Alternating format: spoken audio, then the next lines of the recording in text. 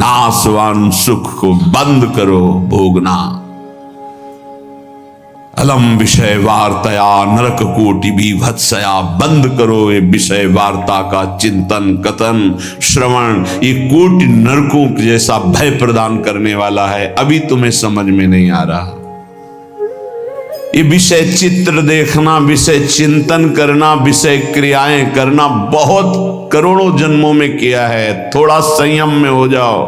मानव जीवन की दिव्यता, आनंद की दिव्यता, उसका अनुभव करो, परमात्म तत्व का अनुभव करो, नहीं पछताओगे। यहां से कुछ नहीं जाना। कह रहे हैं अलम छई सुखा प्रदैर युवती पुत्रादिकैर। ये बहुत बड़ा आकर्षण है हर हृदय में काम का। विपरीत शरीरों को भोगने की प्रबल इच्छा, यही हमारी दुर्गति कराती चली आई है। इसी का आकर्षण रोकना है। यदि हृदय में ये आकर्षण बना रहा, काम सुख के भोग के लिए विपरीत शरीरों के आकर्षण, शरीरों को भोग करके आनंद की अनुभूति करने की इच्छा, ये दुर्गति करा देती है। दुर्गति ये ऐसा दलदल है, इस दलदल में प्रथम बार जब से उतरे आज तक नहीं निकल पाए। धसता ही चला गया जो इस काम भोग रूपी दलदल में गिरा। इसलिए कह रहे अलम क्षयम सुख, नाशवान चिंता शोक प्रदान करने वाले इस सुखाकर्षण से बचो। जो शरीराकर्षण, इससे बचो, नष्ट हो जाओगे। तुम्हारे जीवनी शक्ति एक सीमित है। अभी यौवन अवस्था है, नष्ट कर लो, फिर किसी काम के नहीं रहोगे। ना भगवत चिंतन, ना शरीर चिंतन का रह जाएगा। केवल शोक चिंतन, चिंता, भय और केवल नाना प्रकार की भयावह कल्पनाएं।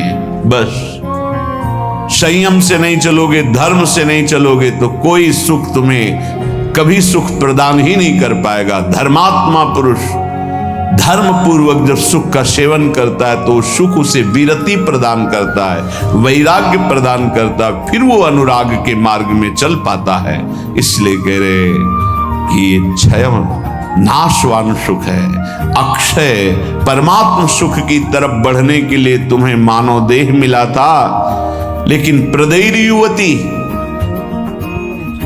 मुस्कुराहट, रूपा शक्ति, मृदु भाषण, नाना प्रकार की विलासिता, इसने तुम्हारे मन का अपहरण कर लिया है। बचाओ अपने मन को और मनमोहन की तरफ लगाओ, प्रभु की तरफ लगाओ। मान लो इन महापुरुषों की बात, आज तक कभी कोई तृप्त नहीं हुआ। कोई भी शरीर भोगों से अतृप्त होकर ही मरा और अगले जन्म फिर उन्हीं भोगों में लगा। बहुत सावधान। यदि बात समझ में आ जाएगी तो निहाल हो जाओगे, नहीं समझ में आएगी तो कभी पछताओगे इस बात को सोचकर। ये महापुरुषों के वचन है। धर्म पूर्वक भजन करते हुए यदि भोगों का सेवन करोगे तो वैराग्य हो जाएगा और भगवान के चरणों में अनुराग के मार्ग में चल पड़ोगे, गृहस्थ हो या विरक्त। अधर्म पूर्वक विषयों का सेवन करोगे, मलिन अंतःकरण, रागी अंतःकरण, हिंसक स्वभाव, क्रूर स्वभाव, ससुख वांछा, आसुरी स्वभाव वाला बन जाएगा, जीवन नष्ट हो जाएगा। श्रीपाद कह रहे हैं वित्तादिकैर, धन के द्वारा भोगों को संग्रह करके भोगने की इच्छा, ये महान पापाचरण कराती है। अवस्था हो गई है भोग त्याग कर भजन करने की, फिर भी रुपए के बल से भोग भोगने की प्रबल आकांक्षा, खरीद के भोगेंगे। भोग लो, पैसा है, अभी पुण्य के द्वारा, पूर्व पुण्य के द्वारा तुम्हारे पास जो श्री है, लक्ष्मी है, उसका दुरुपयोग कर लो। दुरुपयोग, 4 भूखों को भोजन पवा देते उसी पैसे से तो तुम्हारी सदगति का कारण बनता, लेकिन 4 भूखों से पैसे छीन कर अपनी वासना की पूर्ति में लगा दिया, वो तुम्हारे सर्वनाश का कारण बन जाएगी। किसी को भी बाहुल्यता भोगों की मिलती, संपत्ति की मिलती तो उसके भोग के लिए नहीं, समाज सेवा के लिए मिलती है। तुम्हारा जितना खर्चा है कम से कम खर्चा करके काम चलाओ, और तुम्हारे पास जो अधिक संपत्ति है वो दूसरों की सेवा में लगाओ, बीमार की सेवा में लगाओ, असहाय की सेवा में लगाओ, भूखों की सेवा में लगाओ, पशु पक्षियों की सेवा में लगाओ, तो धर्म बन जाएगा। और ये धर्मो रक्षति रक्षिता, ये दुर्गति से तुम्हारे धर्म रक्षा कर लेगा। लेकिन जिनके पास धन बढ़ता है उनके पास दोष बढ़ जाता है। मदिरा पान करना, पैसे के बल से व्यभिचार करना, पैसे के घमंड में आकर दूसरे की जीवों की हत्या कराना, मांस खाना, नाना प्रकार के छल कपट द्वारा पैसा, ये महान नरक की प्राप्ति कराता है, घोर दुर्गति होती है। इसलिए कह रहे वित्तादि बचो, बचो, अधर्म के धन से बचो। ये बहुत प्यारा दिखाई देता है लेकिन तुम्हारा सर्वनाश कर देगा। अगर 1 रुपया धर्म का आ जाए तो बुद्धि भ्रष्ट होना शुरू हो जाती, फिर तुम बड़ी बड़ी संपत्तियां छल कपट से एकत्रित करोगे, तुम्हारी दुर्दशा क्या होगी। श्रीपाद कह रहे विमुक्ति कथम याप्यलम मम नमो विकुंठ श्रेय। जो ऐसे आचरण करते हैं मुक्ति की चर्चा उनके लिए बेकार है। ममता रत सन ज्ञान कहानी, अति लोभी सन विरति बखानी, कामी समझिम हरि कथा, ऊसर बीज बे फल दशा। जैसे ऊसर भूमि में बीज फेंक दो बेकार चला जाएगा, ऐसे कामी पुरुष से भगवान के अनुराग की बात करो, ममता रत से ज्ञान की बातें करो, लोभी से वैराग्य की बातें करो, बोले सब बेकार हो जाती है। इसलिए बेकार हो जाती है कि उनके हृदय में इतनी मलिनता है को समझ ही नहीं पाएंगे। श्रीपाद कह रहे यद्यपि हम चर्चा कर रहे हैं कि अलम छई सुख प्रदैर युवती पुत्र वित्तादिकैर, पर फिर भी ये चर्चा बेकार है, क्योंकि ऐसे भोगी पुरुषों को चर्चा विमुक्ति की, मोक्ष की, परमार्थ पथ की समझ में ही नहीं आएगी। फिर भी हमारी प्रार्थना है कि आप समझने की चेष्टा करें। ये तुम्हारी संपत्ति, ऐश्वर्य, पुत्र, वित्त, स्त्री, परिवार, संबंधी, ये सब एक दिन तुम्हें छोड़ देंगे, तुम्हें अकेला यहां से जाना होगा। तुम्हारे पाप कमाए हुए और पुण्य कमाए हुए वही दोनों साथ जाएंगे। और यदि भजन कर लिया तो पाप पुण्य दोनों को विध्वंस करके वो भगवत प्राप्ति करा देंगे। शुभ शुभ दुर्ग विध्वंस बल तब जयति जयति जग उच्चरे। जो श्री धाम वृंदावन के प्रेम का पिपासु हो, वैकुंठ के भी वैभव की तरफ आंख उठा के नहीं देखता। कथयाप्यलम मम नमो विकुंठ श्रेय, नमस्कार है वैकुंठ को, लेकिन मुझे उसके श्रेय, उसके वैभव से कोई मतलब नहीं। परम तु ही भवे भवे भवतु वार्षभाण्यथ, वृषभानु की पुत्री श्री लाडली जू किशोरी जू, परंतु मेरा मन श्री किशोरी जू के चरणारविंद में, जहां ब्रजेंद्र नंदन श्री लालजू महाराज मुकुट झुकाए हुए हैं, रसघन मोहन मूर्तिम विचित्र केलि महोत्सवोल्लसितम, राधा चरण विलोडित रुचिर शिखंडम हरिम वंदे। मैं श्री किशोरी जू महारानी जू के चरणों की उपासना करता हूं, जिनके चरणों में ब्रजेंद्र नंदन मोर मुकुटधारी स्वयं लालजू महाराज सर झुकाए हुए हैं। वही वृंदावन मेरा जन्म जन्म की आकांक्षा है, वही मेरा सर्वस्व वृंदावन है, जहां मेरी प्यारी जू और प्यारे जू विराजमान हैं। मुझे नहीं चाहिए वैकुंठ न वैकुंठ का वैभव। अब भी समय है। उपासक यदि आर्त भाव से भगवान से प्रार्थना करे तो प्रार्थना से बहुत जल्दी परिवर्तन होता है। भगवान सत हैं, चिदानंद हैं, प्रेमानंद हैं, करुणामय हैं, और एक भगवान का नाम है भक्ता अनुग्रह कारिणो। जो उनसे प्रार्थना करता है उस पर अनुग्रह कर देते, लेकिन प्रार्थना वही सुनी जाती है जो आर्त भाव हृदय से होती है। सच्ची मानना, तुरंत परिवर्तन देखा गया है। ये हम अपने जीवन की सैकड़ों बार की बात कह रहे हैं। जब कभी ऐसा आया है और प्रार्थना हुई है, मिनट पूरा होना मुश्किल हुआ है और उस प्रार्थना का उत्तर तत्काल मिल गया है। एक बार तो बस प्रार्थना करके हटे कि वह तुरंत उत्तर आ गया। वो ऐसे से ऐसा, अच्छा अच्छा, तत्काल तत्काल।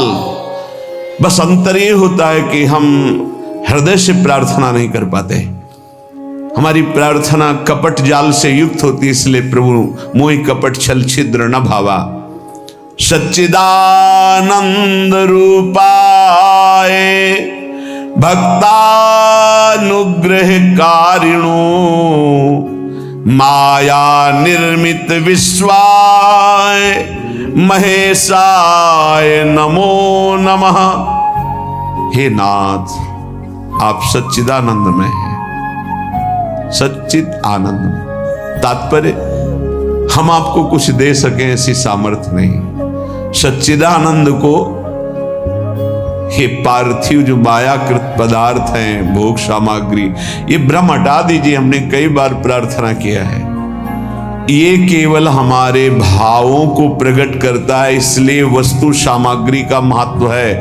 अगर भाव नहीं है तो कोई वस्तु सामग्री का महत्व नहीं। आप 100 कुंतल सोना चढ़ा दो, हमारे प्रभु के लिए कुछ नहीं है। कई बार आपको बताया है, समुद्र को रत्नगर्भा, पृथ्वी को रत्नगर्भा कहा गया है। ऐसे ऐसे पहाड़ हैं जो 4-4 लाख योजन के सोने के हैं, और वो सब मायाकृत है। आप देवलोक को जाइए, वहां स्वर्णिम भवन बने हुए हैं देव गंधर्व अप्सराओं के। अमरावतीपुरी कैसी बनी हुई है, पढ़ करके महाभारत में देखिए कैसी देवराज इंद्र की सभा है, कैसी वरुण जी की सभा है, कैसी लोकपाल अग्नि की, वायुदेव की, होश उड़ जाएंगे। और ये सब मायाकृत है। ऐसे प्रभु को हम क्या दे सकते हैं? और ऐसे प्रभु को जब रोते हुए भाव से किसी ने पत्र अर्पित किया तो बिक गए एक पत्र में। पत्रम पुष्पम फलम तोयम। हे सच्चिदानंद प्रभु, आपके एक संकल्प से संपूर्ण सृष्टि प्रकट हुई है। ये प्रार्थना, मैं नीच आपको क्या दे सकता हूं नाथ? मेरे पास तो जो कुछ है वो सब आपका दिया हुआ है। शब्दों को देखिएगा, हे नाथ, मेरे पास जो कुछ है वो तो आपका दिया हुआ है। आपके एक संकल्प से संपूर्ण सृष्टि हुई। नाथ, मैं आपको क्या दे सकता हूं प्रसन्न करने के लिए? आप मुझ पे अपनी तरफ से, अपनी कृपा से प्रसन्न हो। जब मैं शरीर की तरफ देखता हूं तो रोगा हरन्ति सततम प्रबला शरीरम कामादयोप्यनुदिनं प्रदहन्ति चित्तम मृत्युश्च नृत्यति सदा कलयन् दिनानि तस्मात् त्वमद्य शरणं मम दीन बंधो। अब अगर हम विचार करें शरीर के लिए तो नाथ, शरीर में कोई न कोई परेशानी बनी रहती।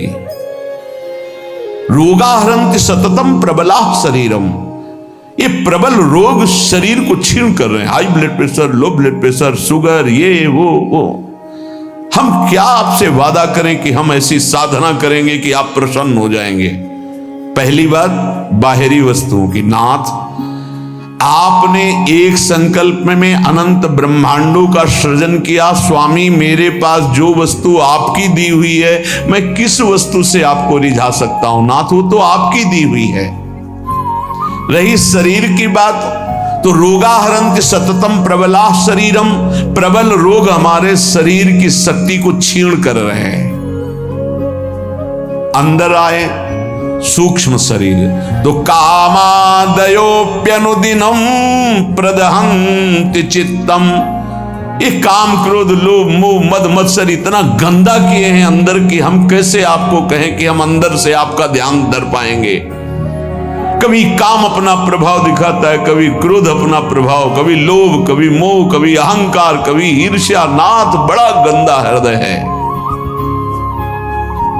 और पूरे जीवन की तरफ देखें, वादा करें कि आज संकल्प लेते हैं कि 5 वर्ष हम ऐसा करेंगे, तो 5 मिनट का भरोसा नहीं। मृत्युश्च नृत्यति सदा कलयन् दिनानि। नाच रही मृत्यु सिर पर, पता नहीं प्रभु कब हमारे शरीर का अंत हो जाए। इसलिए नाथ, मैं आज प्रार्थना करता हूं कि मेरे पास आपको प्रसन्न करने के लिए कुछ नहीं है। आपकी दी हुई भोग सामग्री और ये शरीर रोगों का घर, मन विकारों के द्वारा अपवित्र, और प्रभु पूरा जीवन मृत्यु के हवाले। किस समय मेरी मृत्यु हो जाए मुझे भरोसा नहीं, पता नहीं। नाथ तस्मात् त्वमद्य शरणम मम दीन बंधु। हे दीन बंधु, अब एक ही उपाय, मैं आपकी शरण में हूं। आप मुझे अपने चरणों की शरण में रख लीजिए। हे प्रभु, वे देहो विनश्यति सदा परिणामशीलस्, चित्तम च खिद्यति सदा विषयानुरागी, बुद्धि सदा ही रमते विषयेषु नान्तस्, तस्मात् त्वमद्य शरणम मम दीन बंधु। बहुत सुंदर। नाथ, ये शरीर का प्रतिपल परिवर्तन हो रहा है। कभी घुटने के बल था, फिर किशोर अवस्था आई, फिर जवानी आई, फिर धीरे धीरे ढल रहा है। ये नाशवान शरीर नाश की तरफ जा रहा है और प्रभु मन प्रतिपल भोगों में लगा हुआ है। हमारा चित्त प्रतिपल भोगों में लगा हुआ है। ईमानदारी की बात देख लो, ये खाऊंगा, ये पीऊंगा, ये देखूंगा, ये भोगूंगा, ये भोगा, अब ये भोगूंगा, ऐसी ही गणित चलती रहती है अंदर। और मेरी बुद्धि बस एक ही बात, इस विषय को भोगने में ये सुख है निश्चय करती है, विषयों में सुख है। मारा गया प्रभु, मारा गया। कुछ भी ऐसा नहीं है जिस पर मैं टिक सकूं। शरीर टिक नहीं रहा क्योंकि नाशवान प्रतिक्षण नाश की तरफ जा रहा। मन प्रतिक्षण भोगों का चिंतन कर रहा। बुद्धि यही निश्चय करा रही कि भोगों में, रुपया में, घर में, मकान में, स्त्री में, पुत्र में, शरीर में, इन्हीं में सुख है। नाथ, कभी मैं आत्मा राम नहीं बन सका, अर्थात अपने स्वरूप को नहीं जाना कि मैं कौन हूं। इसलिए दीन बंधु, अब आपकी शरण में हूं, बचा लीजिए मुझे। हे नाथ, मैं आपकी शरण में हूं। आयुर्विनश्यति यथा मघटस्तथोयम, विद्युत प्रभेव चपला बत यौवनश्री, वृद्धा प्रधावती यथा मृगराज पत्नी, तस्मात् त्वमद्य शरणम मम दीन बंधु। प्रभु, जैसे कच्चे घड़े के प्रभाव को जानो कि पानी डालते ही वो फैल जाता है, नष्ट हो जाता है। कच्चे घड़े में पानी नहीं टिकता। नाथ, इस तरह मेरा शरीर है, कच्चे घड़े की तरह, पता नहीं कब फूट जाए। जैसे पानी का बुलबुला बढ़िया दिखाई दे रहा है, लेकिन किस क्षण फूट जाए उसका भरोसा नहीं। बिल्कुल ऐसे ही विद्युत प्रभेव चपला बत यौवनश्री, ये जवानी, ये वैभव बिजली की तरह है। इसको भी देखा, बहुत चंद दिनों में नष्ट होते देखा। ये जो श्री अर्थात लक्ष्मी है, चपला है, इसे चंचला कहा गया है। ये किसी एक जेब में बराबर नहीं टिकेगी। वही रुपया लाखों लोग कह चुके हैं कि मेरा है और लाखों कहेंगे मेरा है, वो बदलता चला जाएगा, चपला है। आयुर्विनश्यति यथा मघटस्थ तोयम, विद्युत प्रभेव चपला बत यौवनश्री। ये जवानी, ये रुपया, ये भोग सामग्री, ये वाहवाही किसी की ब्याही हुई नहीं है। आज जवान हो, कल तुम्हारी दुर्दशा हो जाएगी। आज धनी हो, कल मांग करके तुम्हें खाने की भी हिम्मत नहीं रहेगी, ऐसी स्थिति आ जाएगी। बहुत होश में। वृद्धा प्रधावती यथा मृगराज पत्नी, जैसे सिंघनी खाने को तैयार है, ऐसे रोग युक्त वृद्धावस्था तुम्हारा इंतजार कर रही। जब धक्का लगा के घर से बाहर कर दिए जाओगे, कर्म के परिणाम में कुछ भी तुम्हारा नहीं, कोई भी तुम्हारा नहीं। ऐसे कितने उदाहरण हैं। इसलिए अभी दीन बंधु, प्रभु के नाम जपने का अवसर जप लो। अभी प्रभु की शरण में हो जाओ, तुम्हारा मंगल हो जाएगा। इस पर भरोसा मत करो। जब घटनाएं सुनते हैं तो लगता है कि लोगों को सीख लेनी चाहिए। अपने पुत्र को 10,000 करोड़ की संपत्ति कमा के दी, उसी पुत्र ने धक्का मार के बाहर कर दिया और रोता घूम रहा है कि हमें अपने घर में रख ले। ए भाई, हरिशरणम अगर ये जीवन में नहीं है तो तुम्हारा सब जीवन व्यर्थ चला जाएगा। आयाद व्ययो मम भवत्यधिको अविनीते कामादयो हि बलिनो निबला समाद्या मृत्युर्यदा तुदति मां बत किं बदेयम्। हे प्रभु, ये जो रुपए की आय है ये जीव को पागल बना देती है, धर्म से भ्रष्ट कर देती है। ये भी देखा है, जितना अधिक रुपया आएगा उतनी बुद्धि भ्रष्ट होती चली जाएगी। रुपये का सदुपयोग कोई महाभागवत कर पाता है नहीं, रुपया बहुत बुरी तरह कर्म बिगाड़ देता है। जहां रुपया बढ़ा तो फिर कर्म बिगाड़ देता है, कुछ नहीं, भारी प्रमाद। ये जो आप लोग बैठकर सत्संग सुन रहे हैं, बड़ी भगवत कृपा है जो आप यहां आकर के सत्संग सुन रहे हैं, भगवत कृपा। संसारियों को भगवत चर्चा सुनने की ना प्रेरणा होती है, ना इच्छा होती है, ना समय दिया जाता है। और जिसे सत्संग नहीं मिला जीवन में, उसका जीवन कूड़ा बना रहता है, गंदे आचरण, गंदा खाना पीना, गंदा व्यवहार। भगवत प्राप्ति करना है, भजन करना है, ऐसा कहीं चिंतन ही नहीं है, कहीं चिंतन नहीं। बस कमाना, ये सत्य है संसार, ऐसा भाव, कमाना है, मकान बढ़िया बन जाए, रुपया बैंक बैलेंस हो, अमुक कार्य सोचते सोचते मर गया, फिर अगला जन्म हुआ, फिर यही सोच, कब तक चलता रहेगा। आयाद व्ययो मम भवत्यधिको विनीते। और जब आय अधिक होने लगती है और बुद्धि व्यभिचारी हो जाती है, धर्म से अधर्म की तरफ जाने लगती है, तो फिर उसका व्यय गंदे तरीके से होता है, गंदे तरीके से। जो धर्मात्मा पुरुष होते हैं उनका धन बहुत अच्छी तरीके, सो धन धन्य प्रथम गति जाकी। क्या? अस्पताल खुलवा दिया निशुल्क, बढ़िया दवा, बढ़िया डॉक्टर, और जो असहाय गरीब है फ्री दवा उनकी, भोजनालय निशुल्क, किसी भी तरह का कोई छल कपट नहीं, जो रूखा सूखा सब फ्री पवार। ये धन का सदुपयोग। गौ सेवा, लाखों गौओं का, पशु पक्षियों का पोषण हो रहा है। ये विद्यालय खुलवा दिया, निशुल्क विद्यालय, फीस डॉक्टरों की, मास्टरों की, जो भी जैसे, वो सब अलग अपनी तरफ से।